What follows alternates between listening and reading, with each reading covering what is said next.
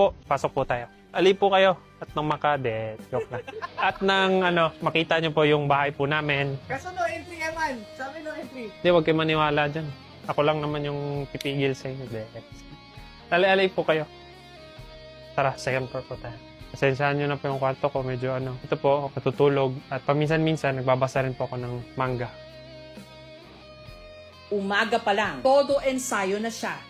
Matakbo po ako ng 10 to 15 kilometers araw-araw para sa stamina ko po. Pagkatapos ko po mag-jogging ng 10 to 15 kilometers, sa shadow boxing po ako ng 6 to 4 rounds po for 3 minutes po. Tapos magsi-sit-ups po tayo ng 1,000 sit-ups po.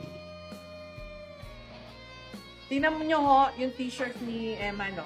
Jesus is King. Very spiritual ka rin. Opo. Nagbabasa po ako ng Bible day and night. The spirituality of Pacquiao. Gaya ng kanyang ama, religyoso rin si Eman. Pastora sa kanilang simbahan ng kanyang ina, habang siya, musician.